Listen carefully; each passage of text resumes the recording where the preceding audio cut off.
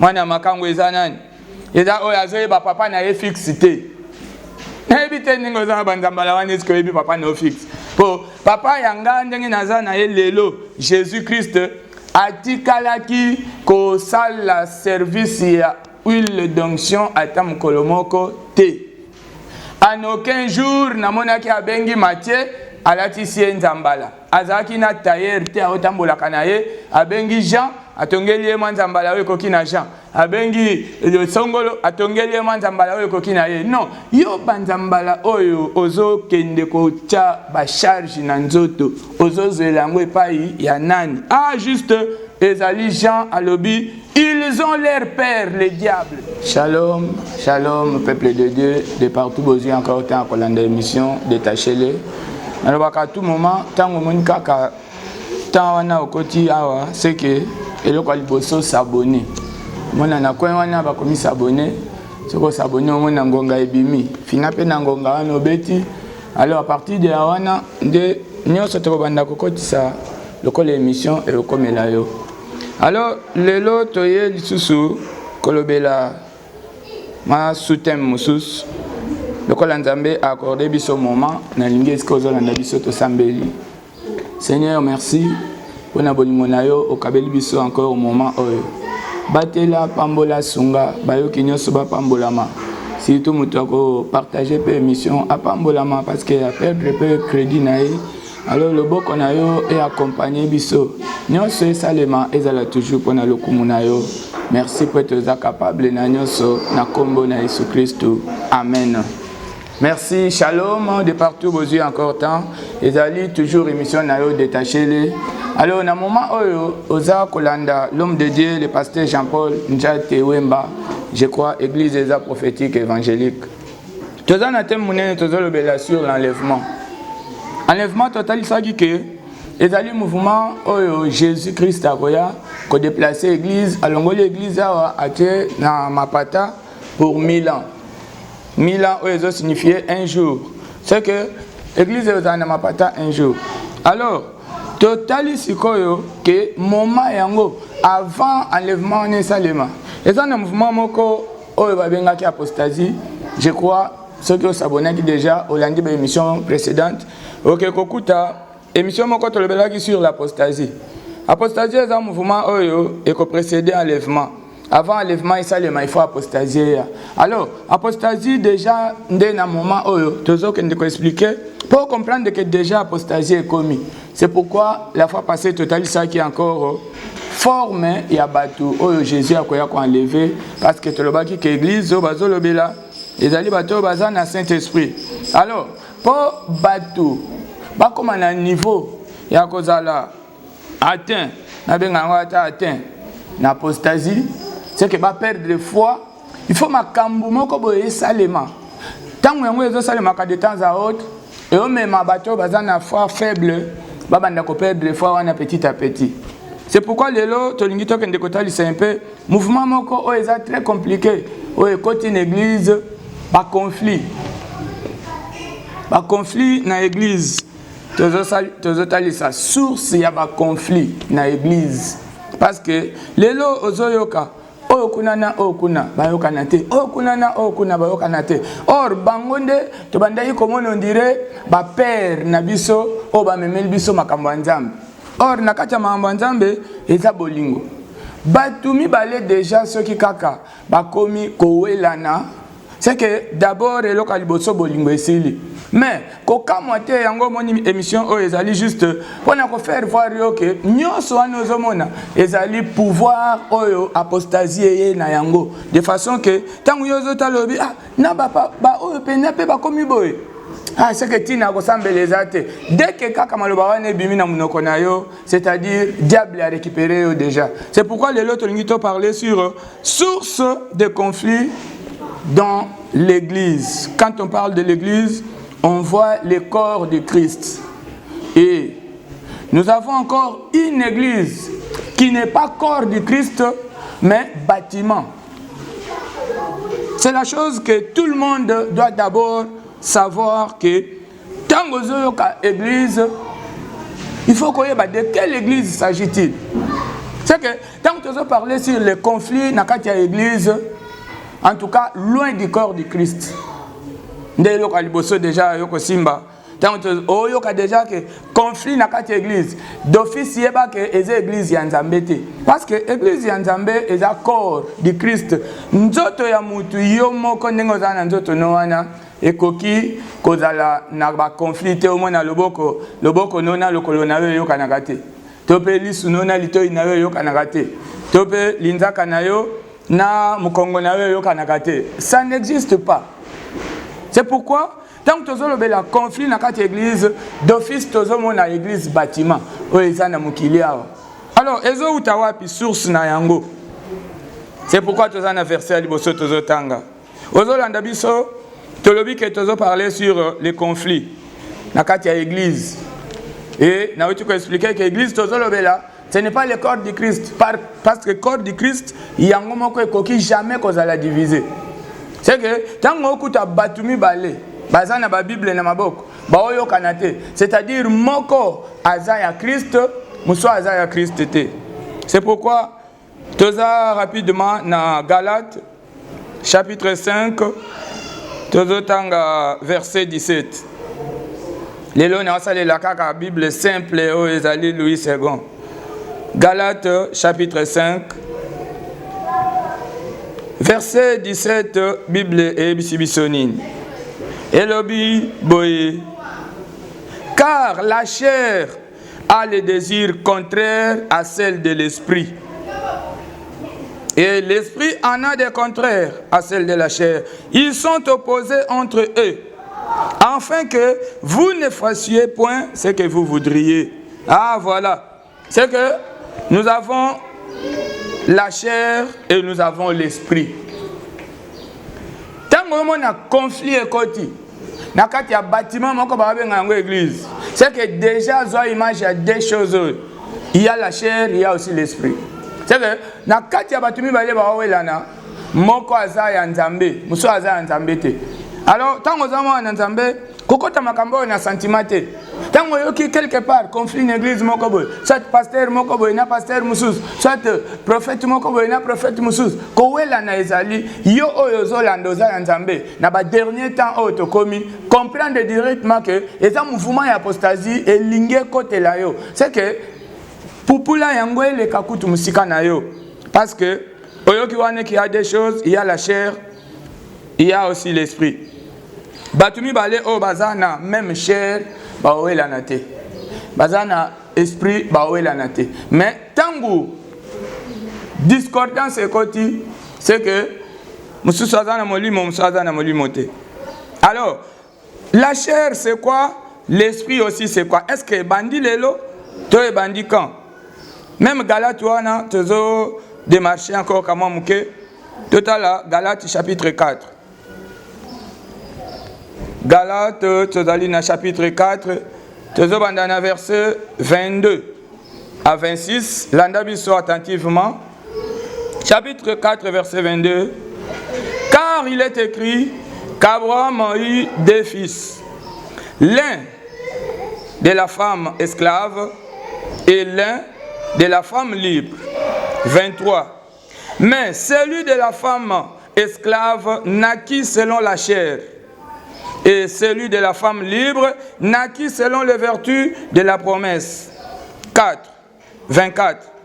Ces choses sont allégoriques, car ces femmes sont des alliances. L'une du mont Sinaï enfanta la servitude, qui est Agar. Car Agar, c'est le mont Sinaï en Arabie. Et elle correspond à Jérusalem actuelle, qui est dans la servitude avec ses enfants. 26 points qui ça. Mais Jérusalem d'en haut est libre. C'est notre mère. C'est que, vous comprenez, deux sortes de basi. Oyo Abraham azalaki na bango. Na kati ya deux sortes oyo aboti deux sortes pe. Moko selon la chair, mususu selon l'esprit.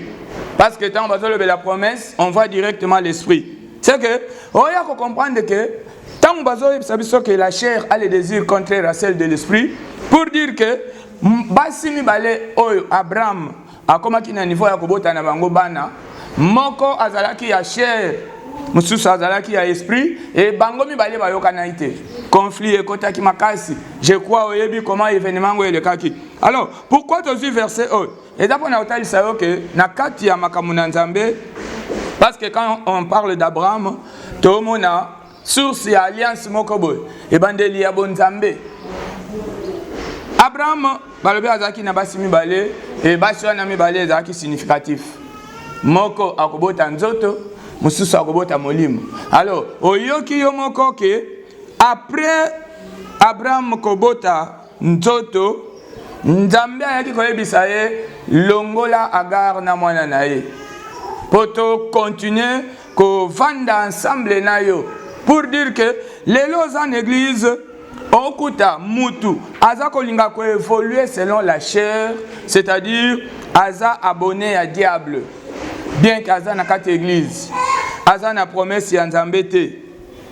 Alors, deuxième femme, balobi aza ya promesse. Deuxième fils plutôt, aza ya promesse, c'est que ozoya kokuta ndenge Jésus aye koyebisa biso na Nouveau Testament que tango ekoki o batu il faut basambela na molimo. Pour dire que il faut nzoto déjà elongwa. Nzoto nde bazolakisa wana ke eza symbole ya Agar oyo abotaki Ismaël. Alors, tozoya komona Sarah ye abotaki Isaac oyo ezali mwana ya promesse. C'est que lelo na kati ya église oyo ezali bâtiment catégorie ya batumi balo ezali baza na kati ya église, mais étant ba mususu bazo reconnaître Jésus, étant ba mususu bazo reconnaître Jésus te bazo travailler selon la chair. Ndio moni source ya conflit e ko bandela wana. Alors toyuti ko yoka wana na verset toyuti ko tanga na Galates totanga ki chapitre 4 tozo tala verset moko oyo ezo expliquer biso makambo yango. Alobi 24. Ces choses sont allégoriques, car les femmes sont des alliances. Voilà. Les femmes sont des alliances. Basi mibale wana ya Abraham bazo signifier des alliances.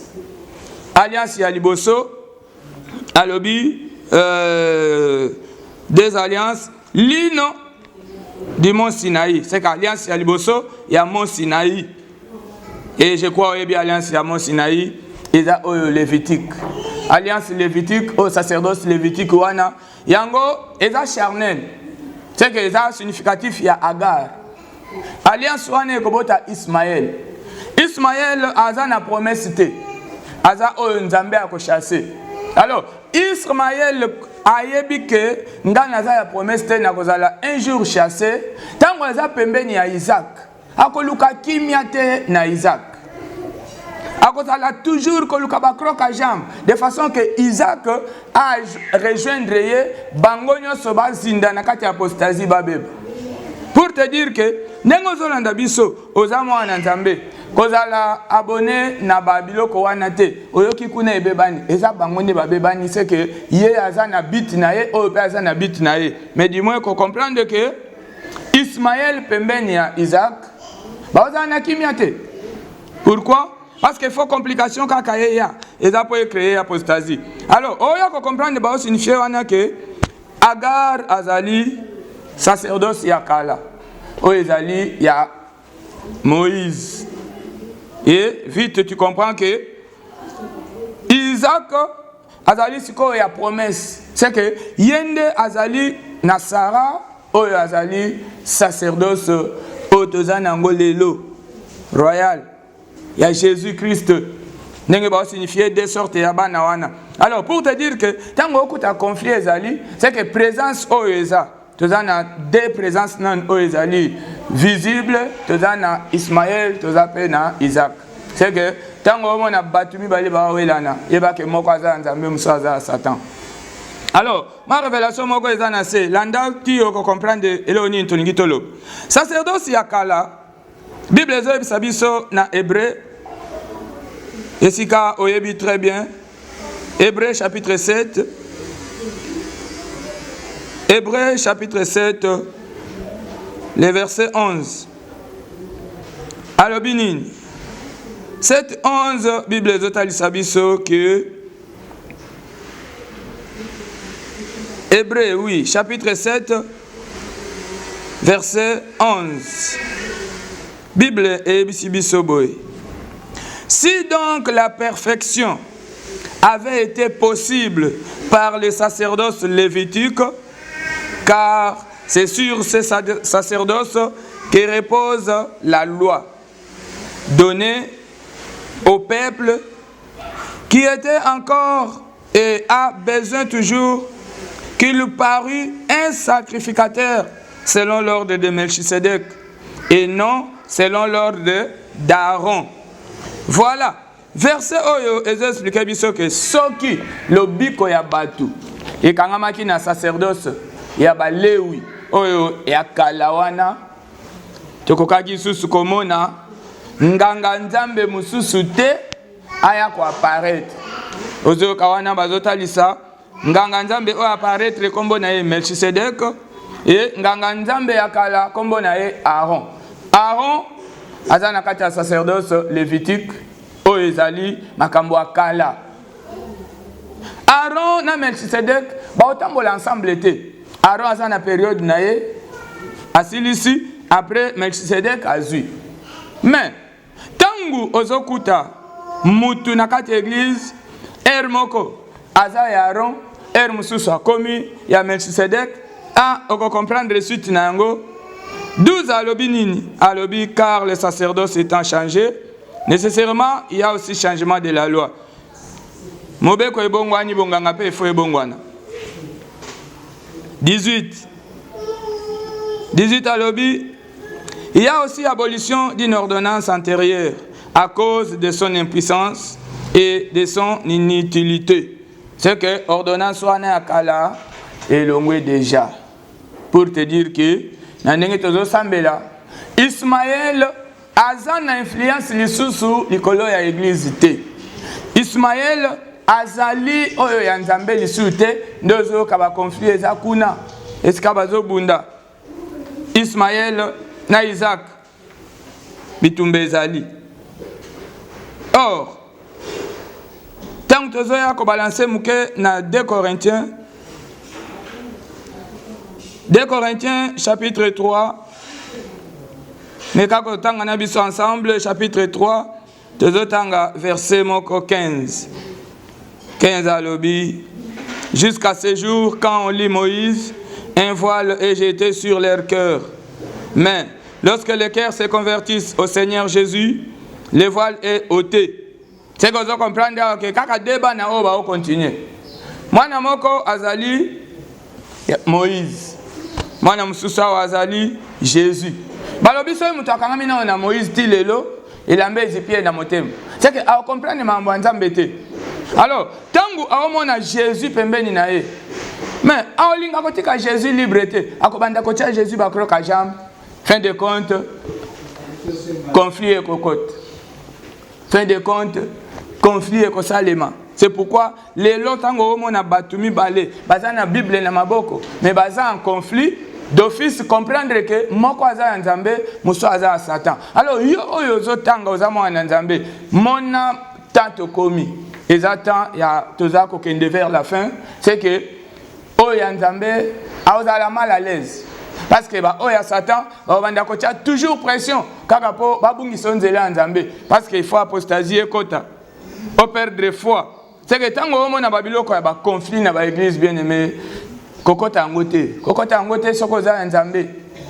Mais ya Satan ba okota na profondeur ndo omona ba koyiko banda kotalisa okota na chaîne boy bana kisia kuna na oya komi ko réclamer nyongo ya kala 2014 oyo ko rappeler yango lelo oyo mususu ya 2085 oyo ko rappeler yango lelo. C'est que eza ba conflit eza poussé par le diable. Yo za nzambe kokota biloko wana te parce que oko perdre foi na yo. Tango perdre foi c'est que d'office Satan a bloqué yo. Alors, lelo tozana catégorie mususu parce que on a versé notre touti kotanga ozoyo kaka deux catégories. Ba opesaka Abraham, Agar, Sarah. Or, en réalité so koti na ndenge toyo kende kokotela sikoyo Okuta moi catégorie mususu. O nalingi Nathalie Sayo. Genèse chapitre 25. On comprendre catégorie mususu. O bate belé babo sanaka. Ba kontaka sur yangote. Mais yangonde eza kutu fort que le reste parce que awa église ezokende ko subir apostasie. C'est que le diable a utilisé une méthode de nyonso kaka po corrompre batu ba beba balongana nzela nzambe. Toujours un peu Genèse chapitre 25.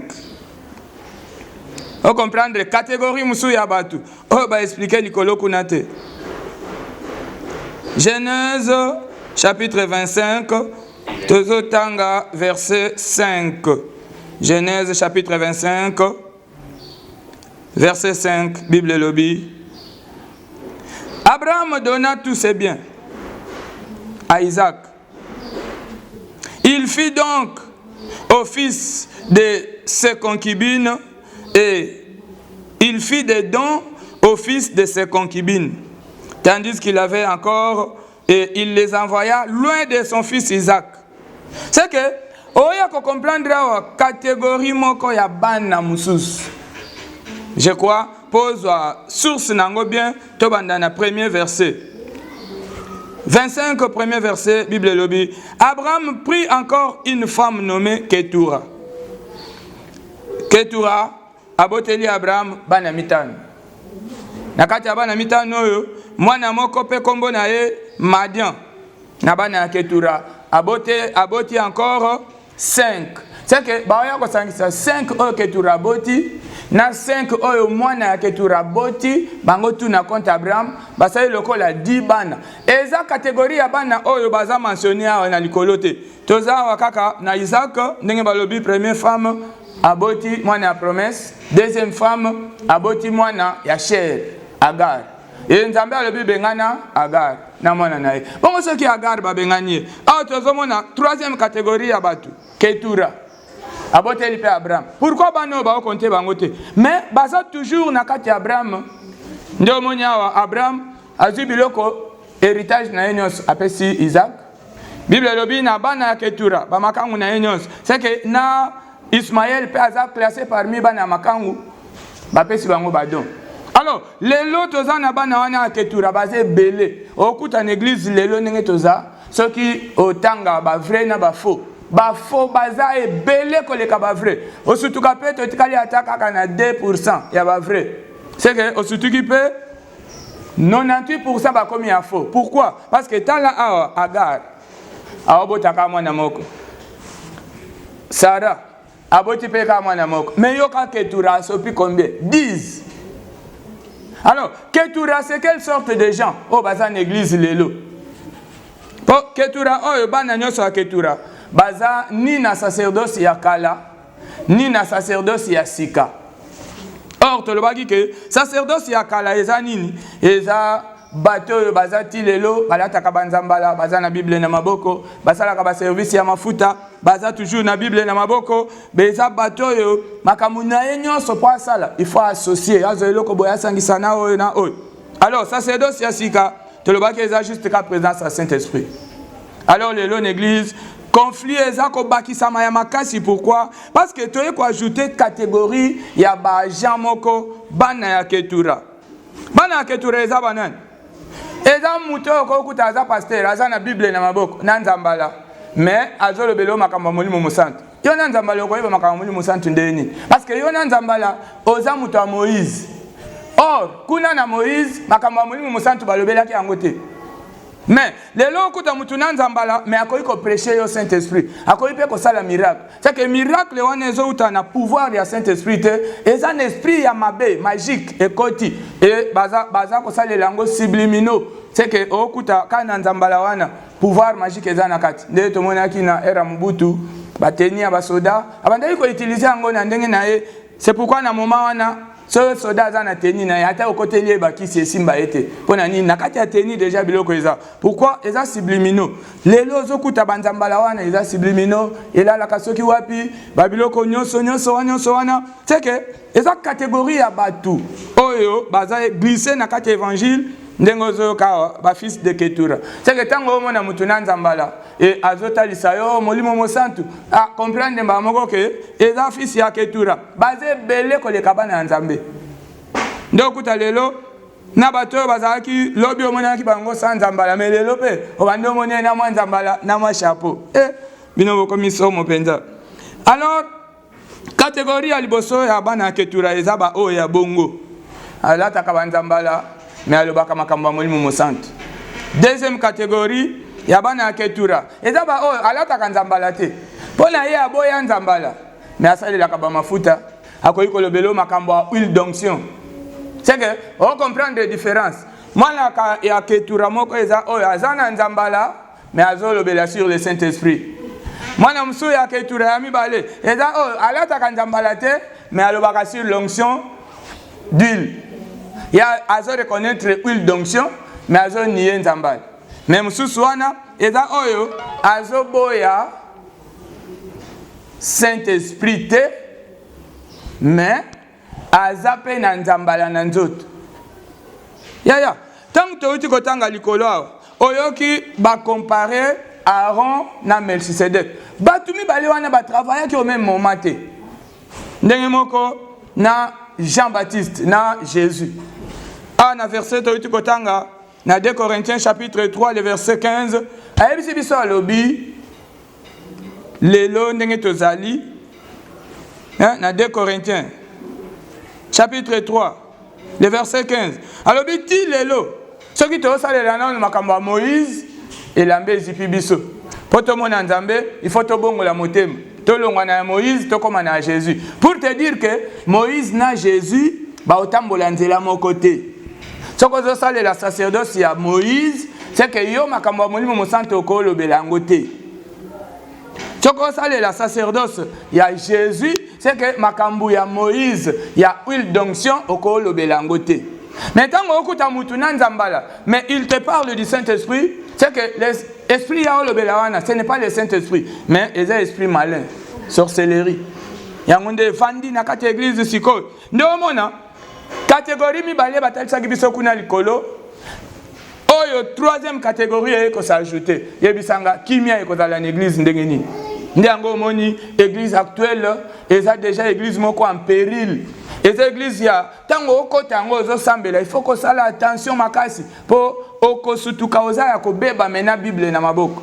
Pourquoi? Parce que voyez là, il y a déjà 3 catégories ya bato.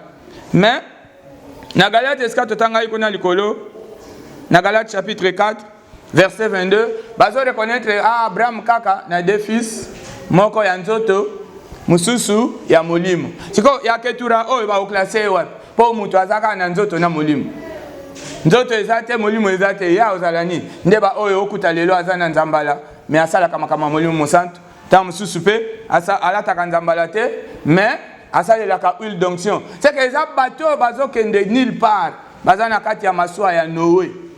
Noé nzambe abikisi. Destination ya Noé zaki wapi? Or mutu nyonso azala kana destination. Yebisa wana destination ya Noé eza wapi? Aokende wana aokende wapi? Parce que Moïse aokende Cana. Ya Jésus baokende paradis. Bongo oyo Noé na bateau na ye nyonso baokende wapi?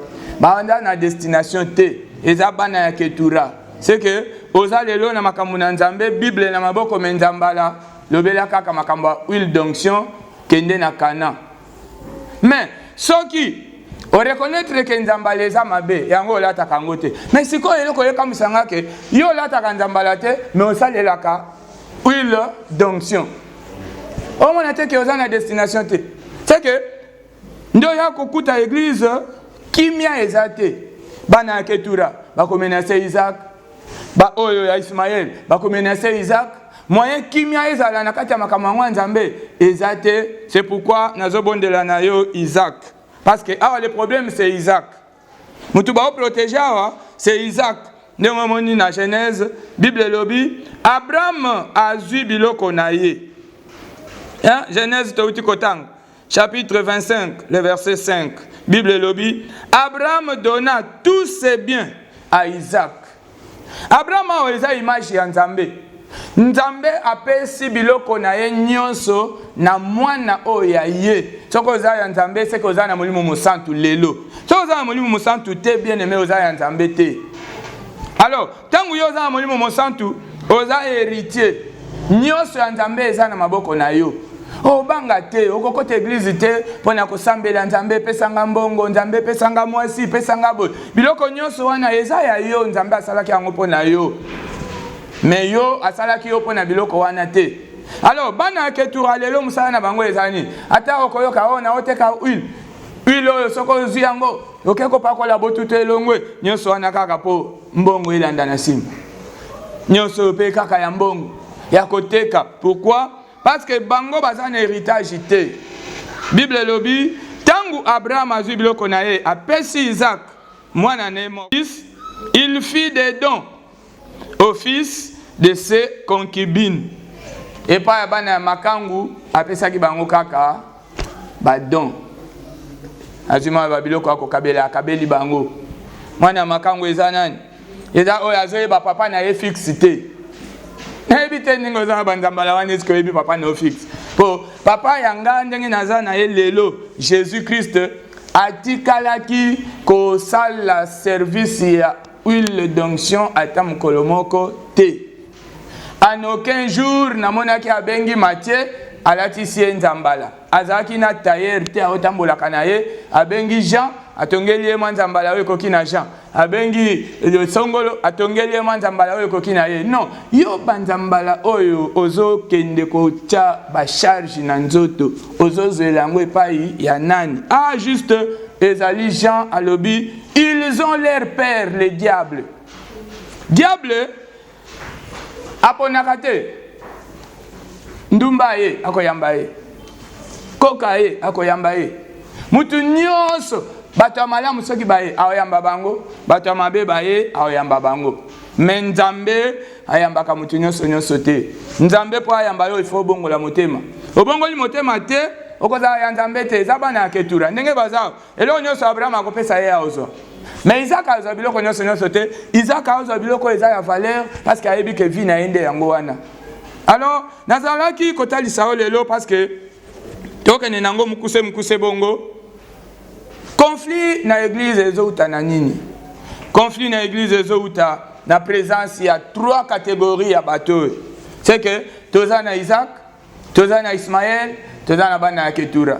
Na expliquer wa Isaac ezanan. Eza muto yaza na somo na Nzambe. Ya yebi eloko musu ya kosangisa na bonzambe te. Seul eloko ya yebi kaka Saint-Esprit parce que walobi l'esprit du Seigneur est sur moi. Il m'a oint. Qui m'a oint? C'est le Seigneur qui m'a oint. Ce n'est pas un homme qui m'a oint. Il m'a oint pourquoi? Pour annoncer la bonne nouvelle. C'est pourquoi Isaac ndenge otambola posa na ye asakola vraie parole du Seigneur o ezali na profit moko na sete. Seul profit ezaka ka ko dépeupler royaume ya Satan pour na ko peupler royaume ya Nzambe. C'est seule mission o Isaac azanango. Mais Ismaël a une mission contraire na ya Isaac. C'est pourquoi au monde na Ismaël et là on mouvement nyonso ya osala il faut kaka ya koteka ya kosomba ti atana prière comme kaka ya kosomba nde akosa yoke omoni faut ça l'action de grâce et puis c'est kaka que na che montant tel pour na salle le service ya bon okosa ya action de grâce pour nani action de grâce ezali loko ezalaka préciser montant te ata biloko wana ya chiffre 4 pesa offrande ya chiffre 9 na verset nini commande c'est diabolique. C'est une façon ya ko escroquer batu parce que Aza Ismaël a dit que Aza na esika okende te. Okende lo la te esika na ezali felo. Ndoyo ka sala offrande moko ya Isaac. Memelanga Isaac. Pona nini? Aoza verset esika Abraham okende na Isaac. Abimisi verset wana na kati ya contexte nango. Akotisi na prétexte na ye que non yaka na offrande eleki offrande ngo eleki eza oyo Abraham akende ko pesa Nzambe kombo offrande ngo Isaac yelanga Isaac na sa elo prière akafukafu escroc Est-ce que Isaac bakendaka na papa ne Abraham bazongaka na ndaku to Isaac atikalaka? Siko eloko mutu wana oya nango apesi yo Isaac ango yango. Ozo ngisele yango to obe ozo escroquer yango. C'est l'escroquerie avec des bibles na maboko. Un mutu na bible na maboko mais escroc, aventurier. Et juste azamwana ya Ismaël. Aza Isaac te. Alors, ba wana kutu baza ataka moi bien. Bongo tangu toza kokota na ba oya ketura. Nde sike ezoko mapenda nde ya somo. Na ba pede ba komi kuna. Na Bible me pede. Mais yo kabiloko ba kosala. Pourquoi? Parce que ba yebi ke baza na destination te. Aza na kati ya bato ndenge aza wana. Bato amalamu baza po Noé tangu akoti na masuwa. Bato amalamu baza na kati. Banyama nyonso baza na kati. Arche de Noé. Oza arche. Bon, nakata archi na wana ata o musicien mukili aye okobenga na ye. Si azal na bakisi na ye aza nakata archi. O kuna ligorodo aza nakata archi. Ntaba aza nakata archi. Meme aza nakata archi. Nyama nyonso na ya mabe na ya malamu aza nakati ya archi. Bien sûr bokoti na archi ya destination na bino eza wapi. Bosukela wapi. Ndio moni tangu bazo ko kita likolo ngomba ya Harare tangu ba kiti likolo ngomba bango moko lokwa ba yebi destination te Noah yebite na okitela wapi ayeba kite ke ska na okitela nde il faut abanda kotinda corbeau kendo vérifier atinda kendo vérifier bien aimé oza chrétien ozolandanga yeba ke oza na destination paradis wana tala bilembo déjà comme nyonso pembeni c'est que faire attention na lolenge ozoyoka. Faire attention na ndenge ozosalela Nzambe, faire attention na méthode na yo ya ko évoluer avec Dieu parce que tu as une destination. Ne sois pas comme Noé qui n'a pas de destination, ni comme Moïse qui aquatérir na destination na été asuka na nzela. Yo ko suka na nzela te, c'est que yo ki wana trois catégories ya batu nyonso toza na bango église bango wana. Alors, bako pesa kimia na Isaac te. Oza Isaac, protège-toi. Oza na maki ndenge balobaka na maki aotambola nango, ata ba menacer yo.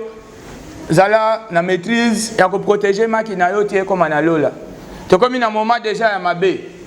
Oyo kawana makambo belé tellement. So landi ba vidéo na biso o to salaki na 2021 na ebandeli.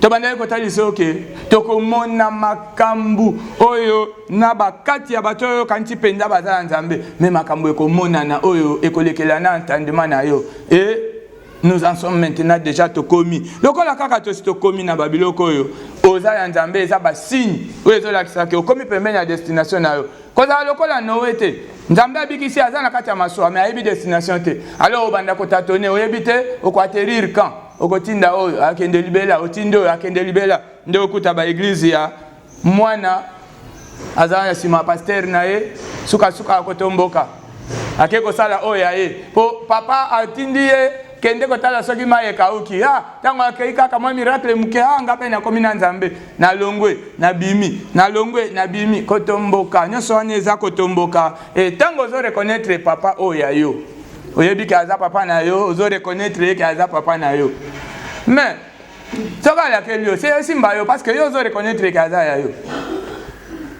bon comment pourquoi désordre oyo c'est parce que trois types ya bana baza déjà en église c'est pourquoi tu os chité par là pour nous expliquer OK sacerdoce est changé lelo sokozana on a sacerdoce ya kala abolir nyonso wana ndenge tosukelaki na Hébreu chapitre na yango totangaki chapitre 7 le verset 18 Hébreu chapitre 7 le verset 18 Bible ezebisa biso nini chapitre 7 le verset 18 Bible alobi na biso il y a ainsi abolition d'une ordonnance antérieure à cause de son impuissance et de son inutilité. C'est que ordonnance ya kala ezali sacerdoce ya kala eza aboli penza elongwe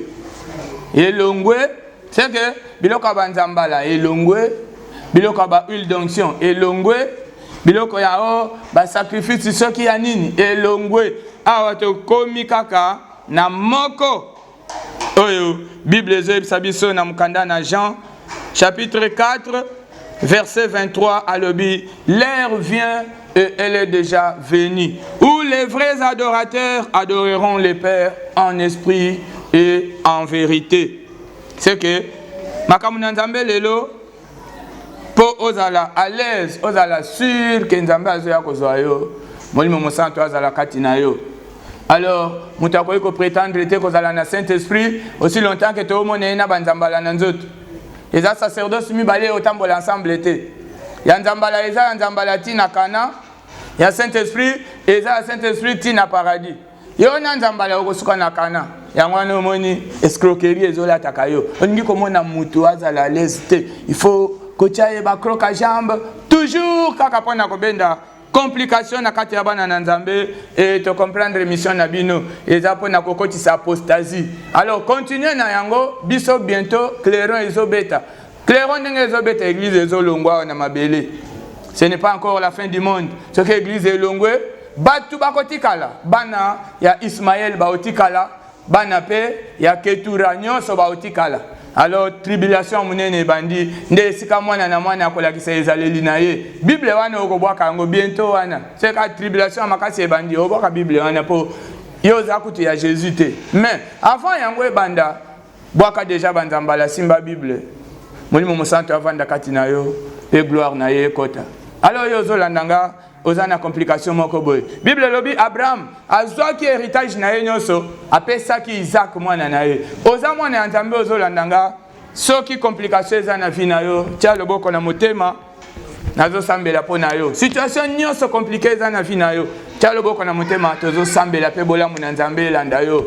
Yango to lobi nzambe ya lola yoza mobateli yoza mosungi. Seigneur, yonde obongisaki que Ismaël aza na kati ya promesse. Père, mais tala comment le diable a des avantages qui Ismaël a désavantagé Isaac pe apesi Ismaël nzela gota maliboso. Ah Seigneur, atako makambo mabe nde yaki avant. Mais heureusement Jésus yoye pona ko somba biso. O sombi biso déjà. Moi na o nyonso za na n'importe quelle situation na moment o. Le boko nelonga na yo est touché. Pouvoir nyonso ya mabe na kombo na Yesu Christo et libérer et kende. Alors nzambe soutenir moi na yo peut protéger. Tala peuple na yo a commis coincé. Na liboso na ye Ismaël na sima na ye bana ya Ketura. Bango nyonso baza kotia pression kaka po ba détruire église. Seigneur, le boko na yo est protégé église parce que le biba o ya yo même si vango ko souffler ndenge nini okotika complication ko tati au-delà ya foi na yete. Alors moi na nyonso o ya za église to komi déjà na moment oyo makambo baby. Alors Seigneur, sala de façon que peuple na yo azala épargné.